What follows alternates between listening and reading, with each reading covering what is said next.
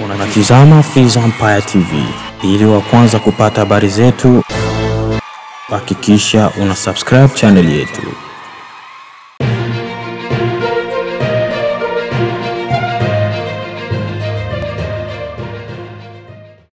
Habari za asubuhi mpenzi msikilizaji na mtazamaji wa Fizi Empire TV. Ni furaha kubwa kuwa nanyi tena katika kisima hiki cha habari na burudani. Tunawasalimu kwa moyo mkunjufu kutoka mashariki mwa Jamhuri ya Kidemokrasia ya Kongo katika matangazo yetu ya asubuhi ya leo tarehe 24 Aprili 2025. Karibuni sana. Jamhuri ya Kidemokrasia ya Kongo DRC na vuguvugu la wabeba silaha la AFC/M 23 wamekubaliana kufanya kazi kuelekea mapatano yenye lengo la kufikia usitishaji vita wenye ufanisi. Makubaliano hayo yamefikiwa kufuatia mazungumzo yaliyofanyika Doha, Qatar, chini ya usimamizi wa serikali ya Qatar, kama ilivyoelezwa katika taarifa ya pamoja iliyotolewa Jumatano. Kwa mujibu wa taarifa hiyo, wajumbe kutoka pande zote mbili walikuwa na mijadala ya ukweli na yenye kujenga, na wameahidi kuendeleza juhudi za kurejesha amani ya kudumu nchini DRC na katika eneo zima. Wamejitolea pia kuheshimu ahadi zote walizotoa wakati wote wa mazungumzo hadi yatakapomalizika. Maandishi hayo pia yanathibitisha kusitishwa mara moja kwa uhasama na kukataliwa kabisa kwa matamshi yote ya chuki na vitisho. Pande zote zinahimiza jamii za wenyeji kujiandaa kwa hali hii ya utulivu unaoongezeka. Mazungumzo yajayo yatajikita katika kushughulikia sababu kuu za mzozo mashariki mwa nchi na kutafuta njia za kuumaliza. Pande hizo mbili zinatafuta kuungwa mkono na wananchi wa Kongo, viongozi wa kidini na vyombo vya habari ili kusambaza kile wanachokiita ujumbe wa matumaini na amani. Mwishoni, waliosaini taarifa hiyo ya pamoja wameishukuru serikali ya Katari kwa juhudi zake zinazoendelea na dhamira yake isiyoyumba katika kuwezesha mazungumzo hayo. Habari za hivi punde kutoka eneo la Walikale huko Kivu Kaskazini zinaarifu kuongezeka kwa taharuki kutokana na hatua za waasi wa M23 wanaoungwa mkono na AFC kuimarisha nafasi zao karibu na mji wa Luberike. Hatua hii inakuja baada ya waasi hao kujiondoa kutoka katikati ya Walikale katikati ya mwezi Machi, kulingana na tangazo lao la kujihamisha. Hata hivyo, vyanzo vya karibu na eneo hilo vinaarifu kuwa M23 imeongeza idadi ya wapiganaji na silaha katika eneo la Luberike, ikionyesha nia ya kutaka kudhibiti tena eneo hilo lenye umuhimu wa kimkakati.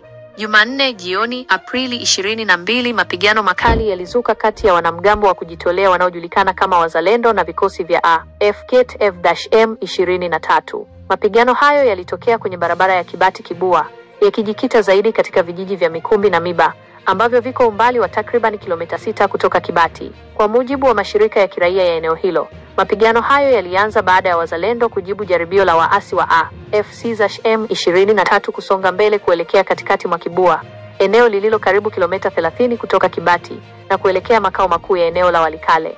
Ingawa hali ya utulivu iliripotiwa Jumatano asubuhi Aprili 23, vyanzo mbalimbali vinaonya kuwa hali bado ni tete. Mapigano ya Jumanne jioni yaliyoshuhudia matumizi ya silaha nzito na nyepesi yalisababisha baadhi ya wakazi wa Mikumbi, Miba na hata Kashebere lililo mpakani mwa eneo jirani la Masisi kuyahama makazi yao kutafuta usalama. Hali hii inaonyesha wazi athari za moja kwa moja za machafuko haya kwa raia wanaoishi katika maeneo yaliyoathirika.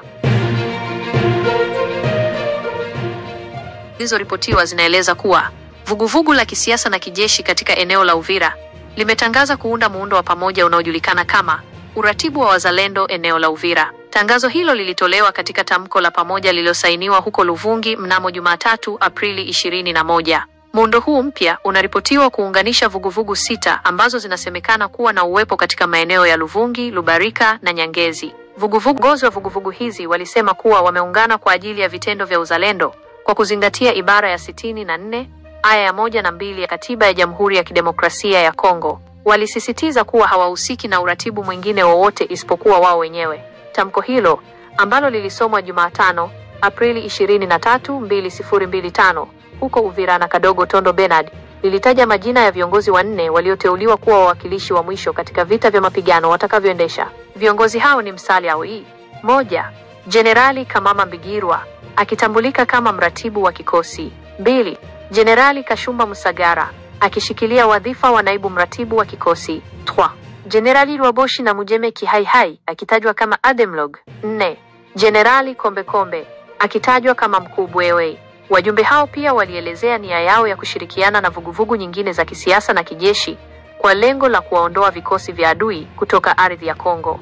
Hatimaye, tamko hilo lilijumuisha onyo kali dhidi ya usambazaji holela wa habari mtandaoni kuhusu mapambano yao. Walisema kuwa adhabu zimetengwa kwa yeyote atakayepatikana akisambaza habari bila kibali kutoka kwa mamlaka husika za wazalendo. Meja Nestor Mavudisa, msemaji wa eneo la 3 la ulinzi la vikosi vya wanajeshi wa Jamhuri ya Kidemokrasia ya Kongo FARDC, ametoa wito kwa vikundi vilivyojihami vinavyofanya shughuli zao katika eneo la Walikale kuweka silaha chini na kujiunga na mchakato wa serikali wa kuondoa silaha, uondoaji, ujumuishaji na uimarishaji PDDRCS. Ujumbe huu wa Meja Mavudisa unakuja wakati ambapo hali ya usalama inaendelea kuwa tete katika eneo la Walikale, kukiwa na ripoti za mapigano kati ya FARDC na waasi wa M23 wanaoungwa mkono na AFC.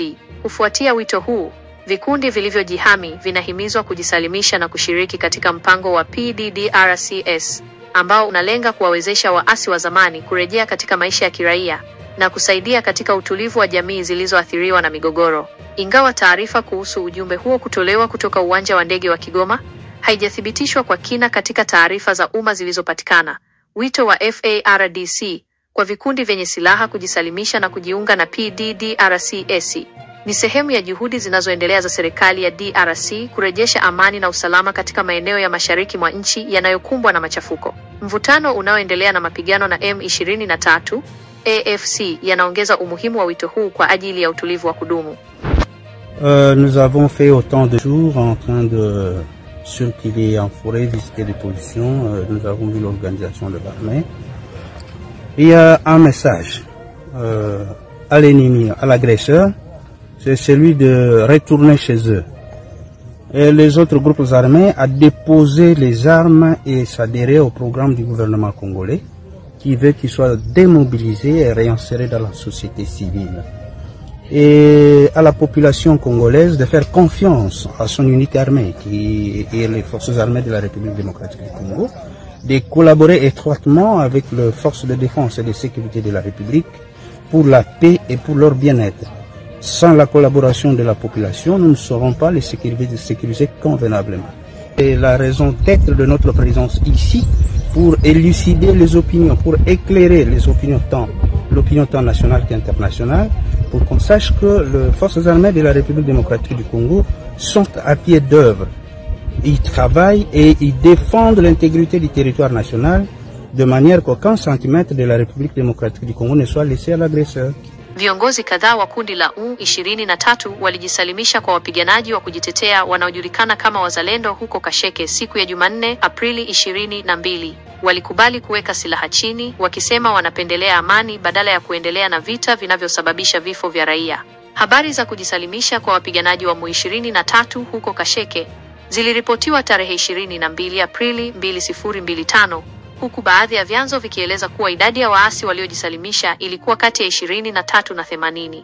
Ingawa kundi la wazalendo linadai kuwa na nguvu ya wanaume 40, mashahidi katika eneo hilo wanaripoti kuona wapiganaji 9 tu wa wazalendo wakati wa tukio hilo la kujisalimisha. Kujisalimisha huku kunakuja huku kukiwa na mapigano yanayoendelea kati ya M23 na wazalendo katika maeneo mengine na hatua za serikali ya DRC. Nous sommes au centre de Kabamba où les forces wazalendo sont venus désarmer. Il y a un groupe terroriste qui se sont rejoints au M23 et qui a décidé de déposer les armes dans la paix, sans remords, sans crépiter des balles. Nous sommes ici au centre, comme vous pouvez le constater. Les forces se dirigent à Kasheke, dans la localité de Kasheke, où se situe leur position initiale. Je suis avec eux ici, comme vous pouvez le constater. Moi qui fais ce live sur Oasis Congo FM TV. Unatizama Fizi Empire TV. Ili wa kwanza kupata habari zetu, hakikisha una subscribe channel yetu.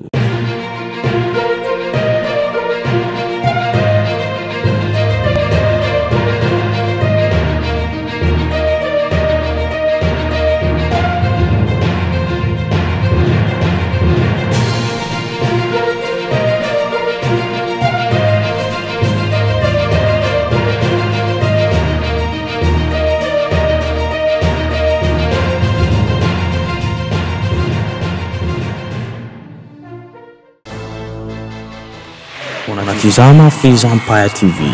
Ili wa kwanza kupata habari zetu, hakikisha una subscribe channel yetu.